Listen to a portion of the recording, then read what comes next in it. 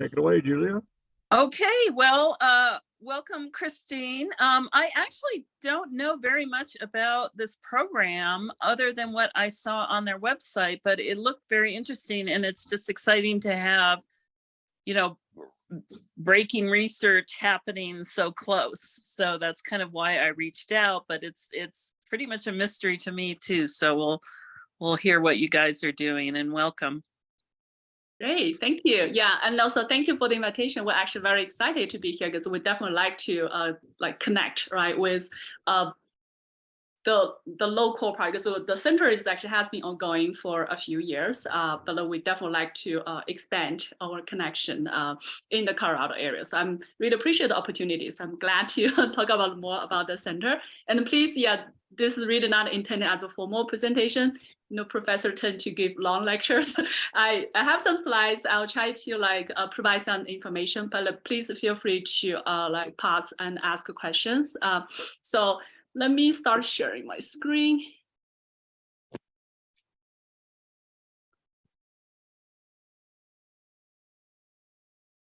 All right, hope you can see my screen.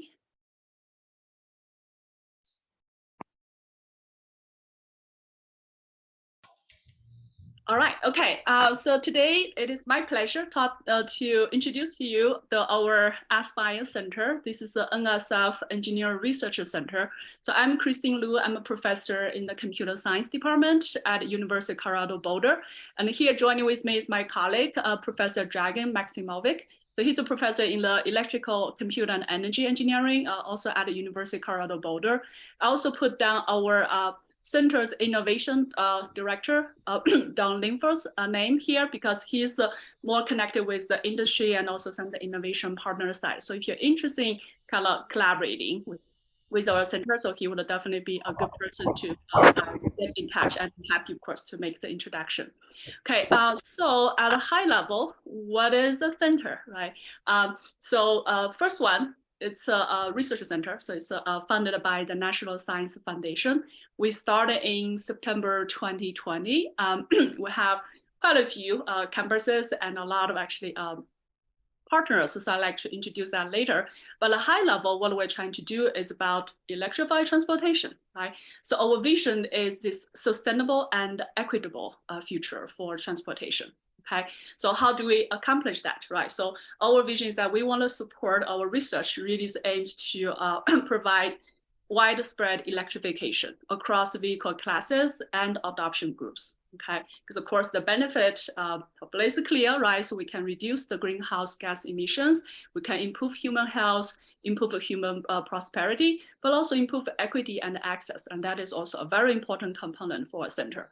Okay, I know it's going to be probably a lot of information, so here just quickly point you to our center's website, or if you just search Aspire, you can find our center website and where we have a lot more information. And if you're interested in contacting us, our names are also listed on the website. So as a center, right, how do we do it, right? If we're talking about electrified transportation, but it's such a broad topic, and there are many different perspectives. So from our center's point of view, right, well, of course, you want to understand the user groups, right? What kind of users? They could be individual users looking at their own vehicles. This could be fleet operators. This could be local delivery, long haul logistics, or could it be public transit, right? So understanding individual users, different types of stakeholders and their need or potential use for electrified transportation. That's one important aspect. And then of course you get to the charging technology, right? Because if I have a vehicle or I want to use some kind of electrified transportation capabilities, then how do you, instead of us using the gas station model, you go to the different gas station, we're really talking about how you make it easier. So this really involves some really advanced research in terms of providing wired and wireless charging capabilities. Okay, but then of course it's about how you manage it, right? A lot of the challenge people have been talking about is really about, hey, I have the need, right, to charge my vehicles, but it's very challenging. And from the utility side, there's also a lot of kind of operational aspect, design aspect, but also in terms of optimization, right? If you know this very dynamic and very diverse need in terms of charging. And then since it's electrified transportation, we're naturally talking about this co-optimization aspect, right, from both the power side and the transportation side. Okay. So putting all this together, what our things are really trying to do is that we're looking at the bigger vision of electrified transportation. We are doing research in terms of technology, but ultimately it's about to kind of identify all those very different sectors, right? But we all have to come together in order to provide a solution that is feasible and economic and for the next generation and even going forward. So this is the high level view, right? If you look at our center, we started in 2020, like September 2020. Okay, so first one, of course, the size. Our center has grown quite a bit. If you look at by 2021, that was our year one mark, right after we finished year one versus last year, and now we're about to finish our third year. Okay, so we have grown quite a bit, right? So from the center side, of course, we have our leadership team, we have faculty members, graduate students. We also actually have expand quite a bit in terms of undergraduate students. And then in terms of funding, so we have initially 25 million from the National Science Foundation, and then we also have other associated projects. So we're now looking at over 80 million committed funding that would really allow us to investigate many different technology aspects, but also really connect with potential deployment and also real world scenarios. So this is a figure. It's a busy, but really kind of hopefully gives you a sense of how the center, right, is composed of.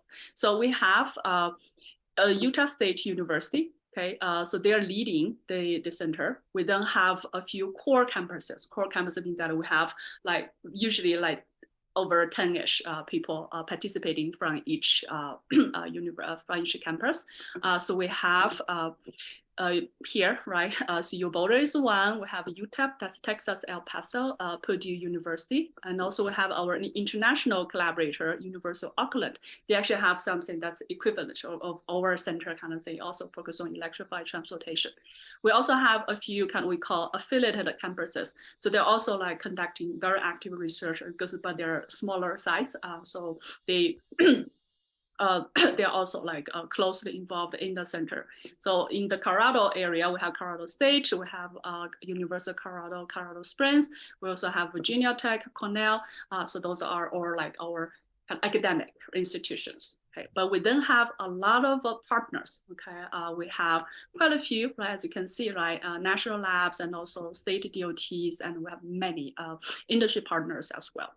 So this is just a list. I think this is the latest we have. So I can just pause a little bit. You can see it, but since it's recording, hopefully you can also check back and see who are currently partners of the center. So we have both industry members, but also what we call innovation members. As you can see, these are more like national labs, state DOTs, some of the nonprofit groups. So we are definitely very interested in expanding our partnership and really connecting with stakeholders from various sectors. So I do encourage, if you're interested in learning more or would like to become our partner, please reach out. As I mentioned, our innovation director, Don Linford, would be the main contact person, and I'm happy to connect you. So get into a little bit about our center. So I'll start with this one. So what do we do, right? We are a research center, okay? So as we're kind of defining what our focus would be, we started with the research thrust. So those are you can view as more like area expertise of our researchers and what we like to focus on, okay? So first one, transportation, right? So from the transportation side, we actually have two key aspects. One is more of the transportation systems. So you can view this as transportation networks, both in terms of planning, optimization angle, but also the transportation infrastructure. This actually connects to the aspect when we talk about wireless charging particularly, or this in-motion charging. So this actually really gets to the pavement side and how you embed your charging infrastructure in the overall transportation infrastructure. the adoption, that's actually what we started earlier, is about understanding your user groups, right? The stakeholders, right? Because ultimately it's about the different sectors, right? The potential users, right? Driving the adoption. And we need to think about not just individual sector, but also think about the overall societal impact, both economic, environmental aspect, public policy, because all this need to come together and we need a good understanding in order to push like forward.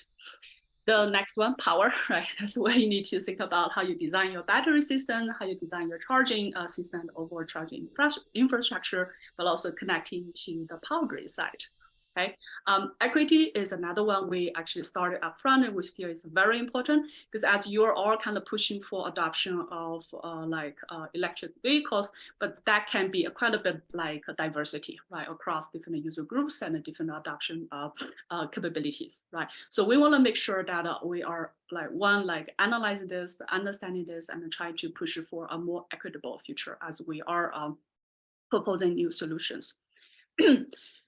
Data. So I'm leading the data research thrust. So the factor we want to push data in is really one, of course, that there is actually all kinds of data, right, related to the different thrusts, and it is through some kind of data-driven capabilities for us to share the information, be able to do modeling, add in intelligence. So all those are also very important aspects.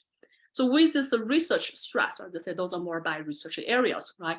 But ultimately, we're addressing kind of like real world problems, right? And this is how we're kind of thinking about the overall aspect. One is the charging stations of the future. So think about those are more of the stationary charging stations. So a lot of that is extreme faster charging, okay? The second one is electrify the roadways, right? So this is the in-motion or dynamic wireless power transfer. Okay, so the idea is that how you embed your charging infrastructure on the road, like for example, like busy interstate logistic, like a traffic heavy sectors, and how you can actually support dynamic charging. The other one, system systems, right? So this gets to the angle of, okay, we're not looking at one individual charging station. We're not looking at one segment of electrified roadways, but if you're talking about the overall infrastructure, right? So how do you actually take the different components? That's why I call it system, because you need to understand the different components and how they work together, right? So that actually you can model the different capabilities. So you can then use that for organization. Last but not least, learning and engagement, right? We are not just developing this in the lab or in the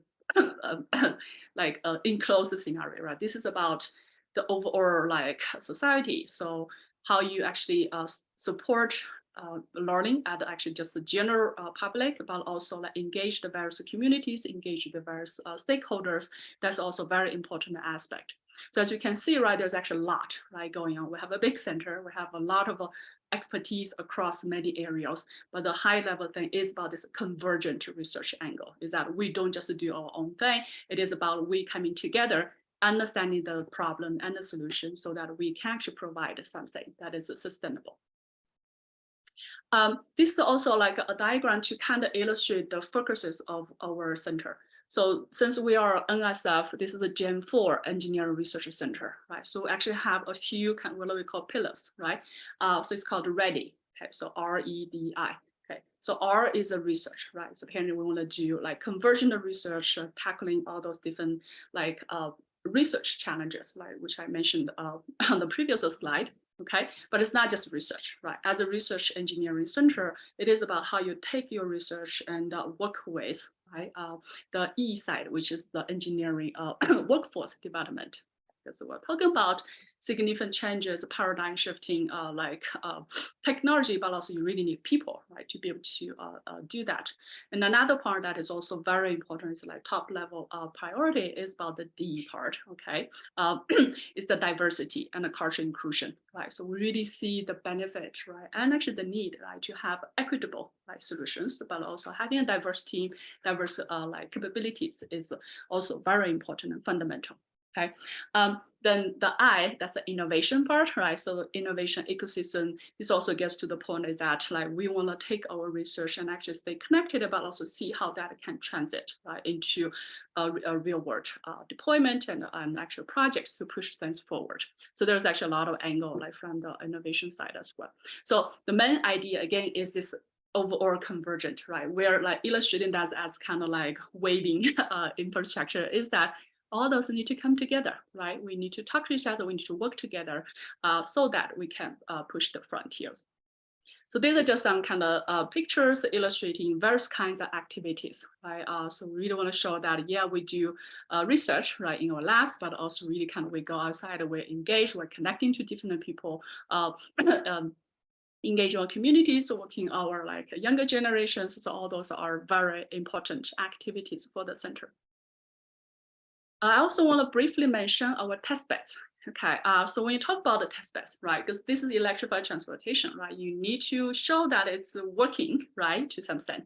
Okay, so once that is, that's what we call is this city or intercity scale simulator, right, because as we're proposing new solutions, investigating new solutions, we need to understand, right, how things would work, how you model the different components, and how the different components come together, so that we can like reason about, right, the better planning strategies, the better operations, or whether we should like trade off, right, one aspect or different metrics, right, depending on the potential options we have.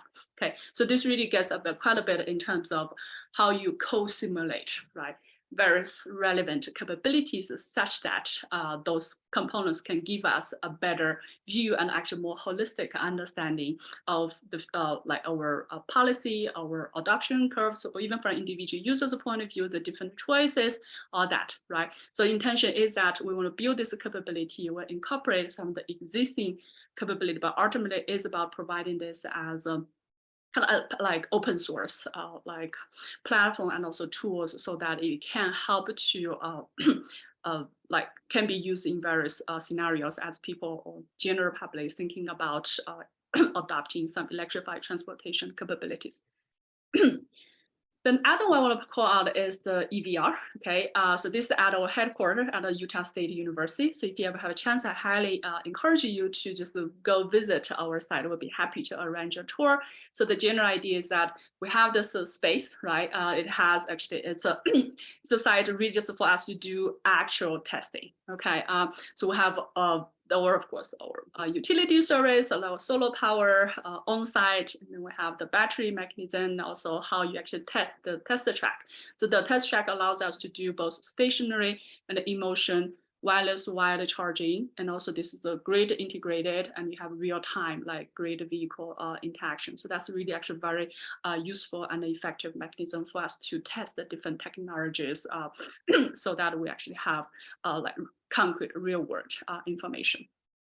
And also I want to call it is actually a key resource for our EWD, so engineering workforce development, and also our diversity activity, because that's how, like for example, you think about students, the community, right? It's actually very helpful for them to see things in action and have a better sense, right, of what the technologies we're looking at. I also want to briefly mention some of the pilot projects. So the pilot project, the intention is that we want to take what we have done, right, from the research setting, but really kind of then deploy it and test it, right, in some real world setting. But it's not just testing, right? It's about actually some actual real world projects, right? So we currently have 4, and we are also looking at more. So if you have some ideas or something like to collaborate, we're always happy to talk. So just to talk about a little bit some of the capabilities, right? So there's a few.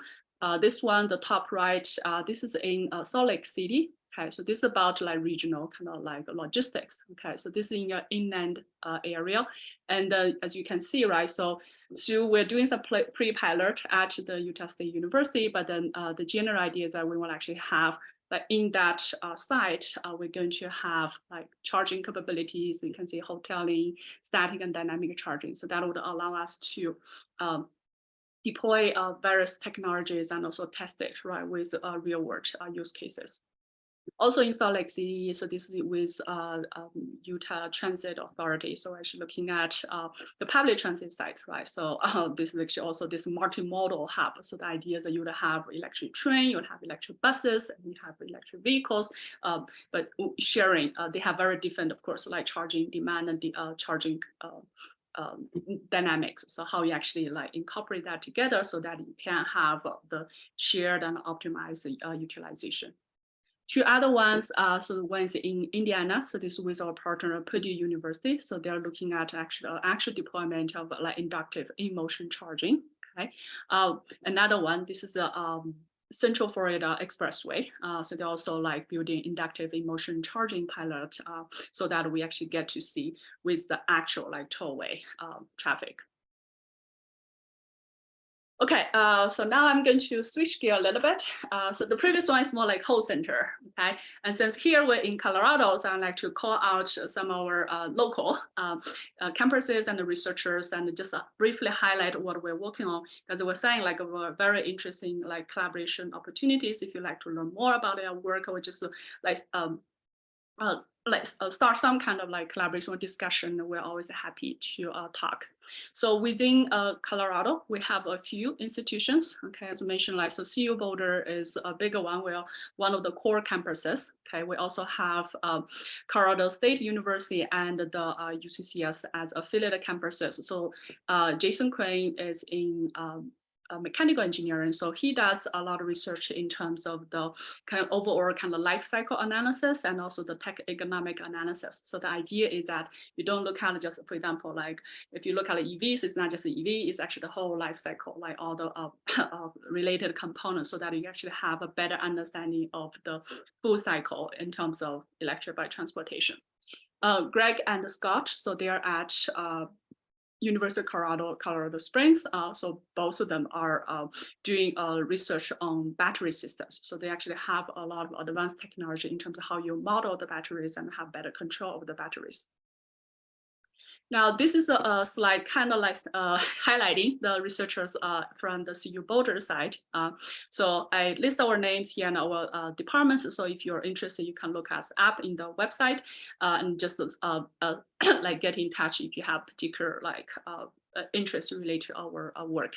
So I'm Christine Liu. I'm in the computer science department. So my research is more on the general kind of data analytics side. So I really look at like quite a bit in terms of how you go from the data sensing side, right? Collect various kinds of data, how you manage a huge amount of data with very diverse capabilities, but then the modeling and also the like prediction, anomaly detections, all those are the data analytics angle that I'm trying to incorporate as we look at the electrified transportation usage scenarios where a lot of data is coming and with very different spatial temporal granularities. And also Professor Dragan Maximovic, right, who's here. So he's the he's a power electronics expert. So I started with the Dragan because we were starting originally looking at like electric vehicles, plug-in hybrid electric vehicles, and we're looking at the how you design, not the battery system, but also the overall operation of the charging aspect. Brian Matthias Hoch, so he is more on the power system side, so power grids, right? So he's leading our software testbed, the intercity simulator, because the idea is that how you co-simulate, right, from the power grid side and also the transportation network, and how you then model them, but also provide some kind of optimization capabilities. Then Carrie Baker, so she's in civil engineering, but her work actually also focuses on the energy systems, right, spanning from building level to microgrids and also like transmission systems level. So currently she's working with Christina. So they actually both like basically connecting the power system side and also the transportation side to look at some of the equity aspects when we are pushing electrified transportation. Christina Torres Marche, so she's more on the infrastructure side. So she does a lot in terms of transportation infrastructure, like assets management, like pavement analysis. So that's also kind of very relevant in terms of both the integrated view of power and the transportation, but also from the kind of the pavement, as we're talking about, that you are embedding the charging infrastructure, right, in the pavement. Then we have Professor Michael Hannigan and Colin Reed. So they are looking at more of the environmental side. Okay, so Mike is focusing on the air quality, like sensing, modeling, analysis, while Colin looks more about the public health angle, but like connecting to the air quality side.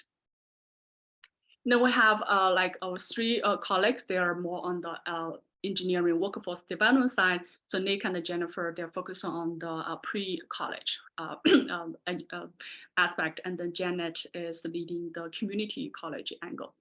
So I will briefly use a few slides. So so Jennifer Taylor, who is leading the pre-college effort, she couldn't make it today, so but she provided some slides I'd definitely like to highlight, because I said that those are our local activities, and we really want to kind of better engage, right, the local communities, because the high-level idea is that we want to educate but engage, right, people as we are pushing the frontiers of electrified transportation. Okay, so with the focus on the pre-college side, right, the view is that, of course, like we want to make sure that we don't just start when people start college, right? It's actually, we want to really kind of get the message out and actually start kind of like engage and cultivate the interests of our students, right, in the K to 12 range. So there are three main aspects. One is about the curriculum development. That's really just about how we design, right, materials that would be presented to our students so that they can learn more about the related, right, topics, and really cultivate the interest, right? We want them to be able to grow and their interest and actually then contribute, right, as the future generations. The other part is alteration engagement, right? So that's really about like going, working with the students, going to different communities and really introduce, right, the concept, the various concepts related to electrified transportation to our community. Also, we have the teacher professional development, right? So we want to get our teacher more familiar with and also comfortable with, and they're actually now contributing, right? They, with their better understanding, then that's for their own development, also they can convey the message and really get this message out to the broader community. So I have some specific details here. So I don't want to read those slides, but hopefully you can, like, I can give you like a few like examples, right, in terms of what we do, right? So the curriculum development side, like we talk, I think we have the air quality, climate, transportation. So that's about how those are related to each other, right? And how they, how you actually understand, right? And analyze the different perspectives. Okay. I also want to call out this teach engineering. So this is actually national like digital library with I think 3 million like users, teachers. So it's actually very good kind of mechanism for disseminate, right, the curriculum we have developed. From the education alteration engagement, right, we have been running after school programs, weekend workshops, some of the summer engineering programs, also the EVR we mentioned, right, that's the actually very nice place for students to come in and just tour the site and understand the various aspect that are kind of involved from the research side. Here, the teacher part, like we actually have run a few workshops with our teachers. So this particular one is the like demystifying STEM workshop. This is in the Denver Museum of Nature and Science. I think that's actually very helpful. And also we have a general like a teacher workshop series. We've been running that for, I think this is the 3rd year we're running it now. Many ongoing and future activities we're planning, but at a high level, at the side, we like to really kind of engage, right, with our local communities, really kind of get the word out through like curriculum design, through engagement activities, through like teacher professional development, and just generally as a public. So we're actually very interested in like for opportunities or ways for us to work together to better kind of like just convey the message, right? This is happening soon, and we need actually the kind of the whole society come together, right? Have better understanding and really push the frontiers. So with that, I'm going to stop here. Okay, I have talked a lot, so I'm happy to take questions or just like other discussions. So as a high kind of refresher, right? So this is about NSF Aspire Engineering Research Center. So like if you write down our name, we just know the name, you can go to our website. There's a lot more information here, and I would be happy to start some conversation about potential collaboration or better ways to push electrified transportation in our regional area. Okay, that's all. Thank you very much. I'm happy to take some questions.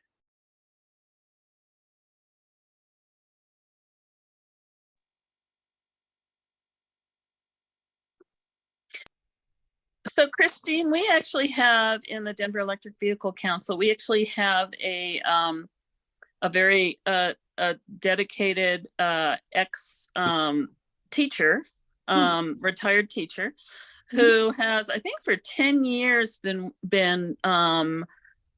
doing sort of annual programs with children on, he sort of does this hands-on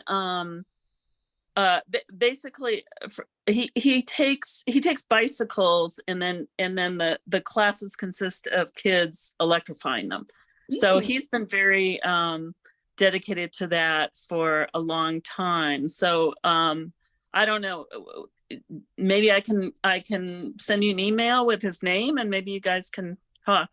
Oh yes, please. Yeah, we would definitely like be very happy. I think it'd be great that yeah we connect to each other and then like figure out how we can do this together. Because as I said, like, we're just the center. We're trying to do like many things, but we cannot do everything, right? So I think really is about working with like existing member, and actually like for myself also feel it's like I'm learning, like I'm coming from more like a academic research side, right? But I really see this as something that's not just research work, right? It's about connecting to the public, like engage the community. So I really would like to like expand our connection. Yes. I have a question about the track. Does it charge current electric vehicles with their current technology, or does the vehicle require modification? Or that's good. Dragon, you may know more details, but my understanding is that the track we actually have, it has stationary charging, it has like wireless charging and also dynamic wireless charging. Okay, my understanding is that, for example, if you have current vehicle, right, the plug-in side, once I think it's supported by our current charging station style plug-in.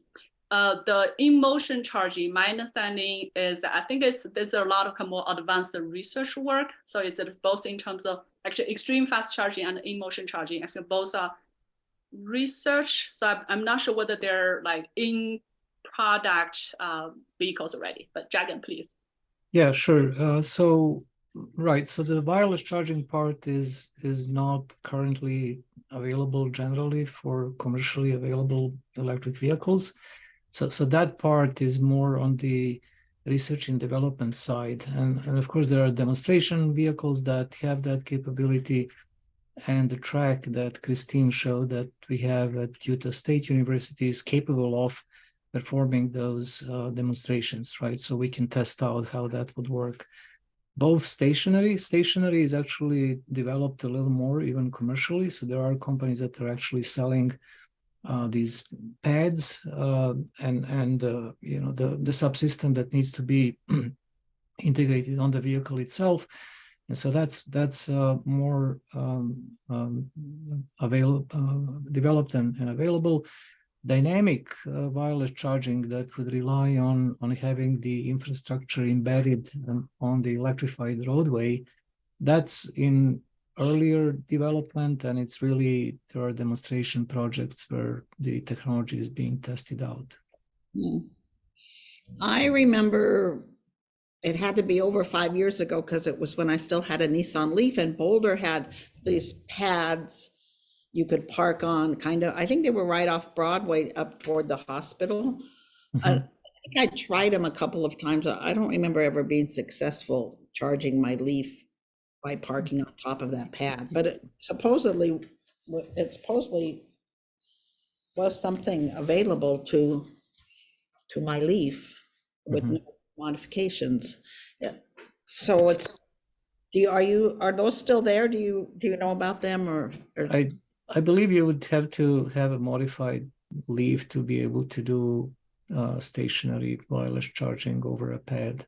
The standard Leaf will not come with that feature available, or any really standard EV at the moment.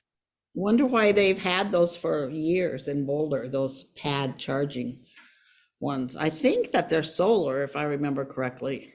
They have solar panels up above. You may have electricity coming from different sources. It's either from the power grid directly, or you may have a local solar resource available.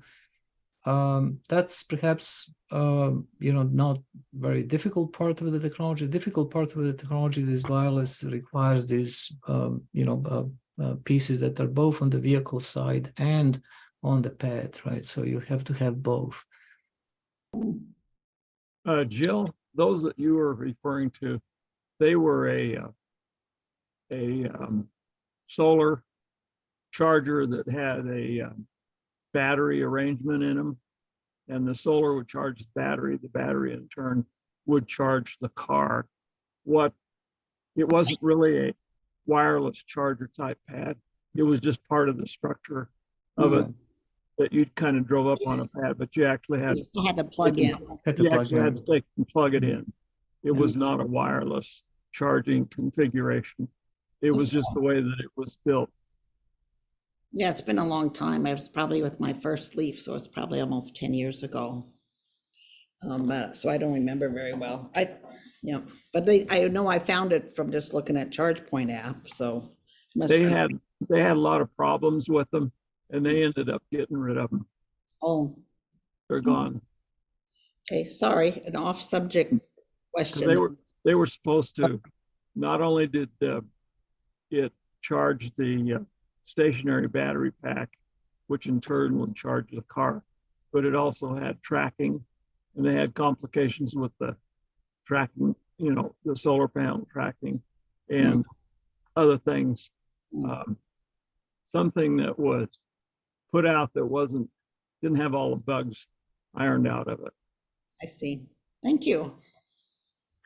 But kind of along those lines, I still have a Leaf, and so of course I have CHAdeMO charging, and Electrify America is only putting in CCS charging, and of course they're putting in chargers right next to my house, but they're all CCS. So I'm wondering if anyone is working on adapters or some sort of a kit to convert a Leaf to CCS or something like that. Yeah, that, from a technology perspective, that type of adapter would be feasible. I'm not sure if anyone is actually making them available or working on them. I don't know. I've seen people trying to convert with the parts from a BMW or something like that, but Yeah, I haven't seen anybody successfully get it. that's very unfortunate. There's just the existence of these multiple fast charging systems and different connectors and stuff. That's really just making things more difficult, and hopefully we will be converging towards a more universally available charging system in the future, and CCS is probably going to be that. So as far as the CCS versus the Tesla, which I think are the only two ones that are really, I think Leaf is going towards CCS, right? So it's really just two. Kind of selling Leafs with CHAdeMO, but they're selling the Mariah with CCS. Yeah, I know. Yeah, but I think that overall, that's their plan, is to move over. So this is something that has sort of been worrying me about CCS versus the Tesla chargers, and that is, I've sort of online and social media and stuff like that, I've heard people talking about how difficult it is for even able-bodied people sometimes. I mean, like maybe women in winter, especially, to use the CCS chargers. So they're kind of heavy, they're bulky, they have to be lined up exactly right. And so is there any project out there looking at the accessibility advantages or disadvantages of those two charging standards? Because what I'm kind of worried about is that once, we'll go with CCS, and then somehow when EVs get widespread, suddenly there's going to be this realization that 10% of the public can't plug in their cars or something. Yeah, that's actually very good point. Yeah, me from these are not my areas. I may not have all the information, but ones I know is that our center is definitely closely interacting with the standards and codes of the community. So actually, our recent conference, we actually had a dedicated session to talk about the standards. So that's why that's definitely a very important ongoing effort to make sure the standard is something that we all agree with, but also is working, right? But then the other aspect about this equity angle is very important, right? So our adoption team, particularly, we're looking at the equitable aspect. So they're generally in terms of, for example, we're looking at the environment aspect, but from the disability, there actually, remember there was a recent discussion is about, so For example, it's like the plug-in charging, right? And then this stationary wireless charging. We actually now have like new technology, right? So Electricity is a company that's really pushing that front. So it's basically you just park on top of a pad and there's no plug-in. So that's actually is like definitely much more friendly for people who like don't have to get out of the car, and particularly for disability scenarios.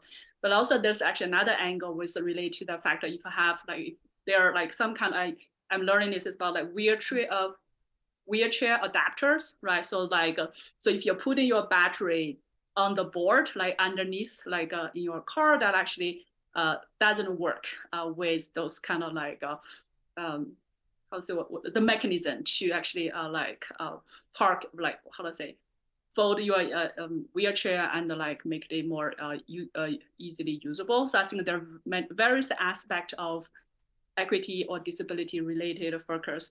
It's being looked at. I think our center, like we have some researchers working on that one, but it's as far as I know, I think it's being looked at, but I don't know whether there's already a focus solution on that already. Yeah, but Dragon, please. Yeah, not much more to add there, right? So on the one key advantage of wireless charging, and then again, that's just technology that's not readily available right now, is accessibility, right? So the convenience and really not having to worry about taking this heavy, plug to into the car. But you're bringing a really good point. The CCS actually is bulkier than the Tesla connector, and those are things that are going to be sort of challenging and difficult to address. But once the standard is adopted, it's very, very difficult to move away from that into something else. So we'll see how things develop. But that's definitely one of the topics that our center is very concerned about. And there are other people who are working on that. Now, in inductive, the wireless charging, from what I've heard, one of the disadvantages is efficiency. So you lose a certain amount of, whatever it is, 10% or something. I don't remember. But Yeah. Is that something that can be, that will improve with time, or is there a really physical limit to how efficient it can be? Because it would just be sort of, I'm sure if wireless charging becomes really good, everyone's going to use it, and then suddenly our carbon emissions, increase by 10% because it's not as efficient as plugging in. Yeah, that's another great question. So it is definitely possible to improve efficiency of wireless charging, and in fact, that's some of the current projects in our center are really focused on exactly that, getting the wireless charging to approach efficiency that you have with wire charging. I would say the difference in efficiency will likely drop as we move forward with the technology development. So if you have a difference of maybe 10% extra loss associated with wireless charging, that will likely drop as we move forward.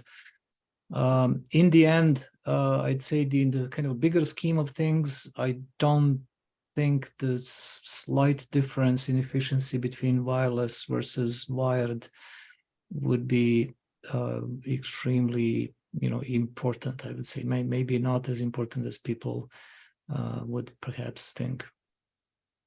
A few percent in efficiency difference, it's not really going to matter that much. I mean, another advantage of wireless charging is I've seen some YouTube videos and stuff of the concern. Some people have a concern with charging your vehicle in public charging places, that your vehicle is plugged in. Once it's plugged in, the car can't move, right? And a lot of these chargers are in sort of, the back of a far corner of a parking lot or something like that. So I know that there are people who have kind of safety concerns about that, because if someone comes up to you with a gun or something, you can't just step on the accelerator and get out of there, because you've got your car is basically immobilized by being plugged in. Right. And just you have a charger in outside location. It may be raining. It's just snowing here. Just the convenience of wireless, I think, is going to be really a driver in adoption, right? Compared to disadvantages, perhaps a few percent lesser efficiency. So the overall trade-offs may be in favor of wireless moving forward, but we're not there. There is technology development, the adoption, the fact that these need to be standardized and then embedded onto vehicle themselves. We are not even close to that yet. Yeah, I think about this point of safety, because earlier when you mentioned safety, I will talk about the charging safety, right? Which I think we have, like, I think, well, I'm not an expert, but I think there have been studies showing that it's safe in terms of the electric or magnetic charging field. But what you're talking about in terms of safety is actually interesting. This is about the siting, right, of those charging stations, right? I think that's actually important angle. Definitely, I would like to bring this back to our adoption team when they look at equity, because that's another aspect to look at. So right now, like, I think at least the one I have seen, so most of the charging stations are more kind of closer because they want to encourage, right, zero emission vehicles. I actually see that at more prominent locations, but I definitely see your point about if the gets more widespread, especially in some areas, if in a kind of less safe locations. I do think that that's something should be considered as well.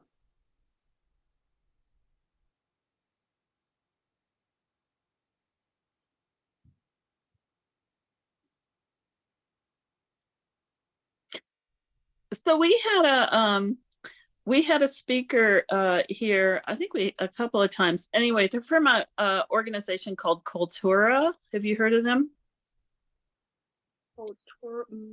No. So they kind of do, I mean, they do some lobbying and legislation and stuff, but they're also working on this interesting project. And the idea is that so we have a limited number of EVs, we've got a limited number of incentives, etc. We've got, so which we have to kind of divvy out to everybody. So their idea is that if you prioritize in whatever way, whatever policy you're doing, if you prioritize people who are what they call super users, which are people who use a lot of gasoline, then you can, with the same number of people, with the same number of EVs on the road, you can like double or triple the amount of carbon reduction. So these super users, they define them, I think, as the top 10%, and they use as much as the bottom 60%. So, anyway, so the reason I'm bringing that up is, first of all, I think that's another, with their policy and stuff, I think that's a really, it's something that I hadn't considered, but I think it's a very clever way of thinking about the thing. Is it's not the EVs on the road, it's the amount of gasoline we're displacing. So that's one thing. And but then also they in order to kind of talk to states and do legislation and do research and stuff, they have a software team that has made software that can kind of track these super users and where EV trips are going and things like that. And I was just thinking, maybe if your colleagues who were working on, it sounded like they were working on something similar, maybe you two organizations could collaborate and maybe share data or techniques and things like that. Yeah, thank you. That's another contact I'm going to get from you. Definitely. I think that's very relevant, because the aspect about when you talk about the adoption, there are different types of users, right? So they're actually, our adoption team, they're looking at different curves because there are different types of users, right? And they use, and then the environmental side, when we look at air quality or look at the public health impact, that also is dependent on, like how much adoption you see in which sectors, right? So there, I should two parts really also to that. Like in our center, we're also like pushing this heavy duty truck, electrification, because that's also a big, like if you talk about the contributors, right? These are the ones that like also is actually they're playing a big role, and if we can reduce that, that is very important. One of that's more like side note. I was reading a news article. There was a discussion about if the EV policy is kind of like encouraging people to buy, like say, if you're getting to this users who purchase EV, but they already have another car, they just get the EV as a second, like, well, kind of like I can use it when I need it, but it's not my main commute kind of vehicle, right? So those vehicles or those owners, you really don't get the CO2 reduction because their mileage on those vehicles is very small compared to other users. So I think exactly to your point about who's buying, like who's getting those EVs and what their usage is like and what kind of impact we're talking about.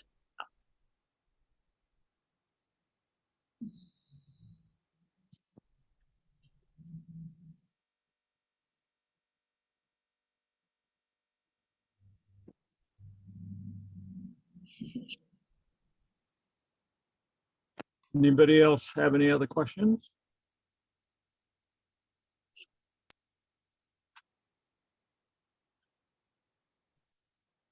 Looks like we don't. We want to thank Christine and Thank you. cohort there for coming and talking to us today and sharing this information.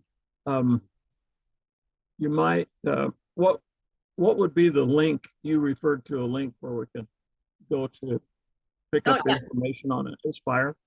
Yes, let me post in the chat. I think it's recorded and it's, yeah, it'll be in the.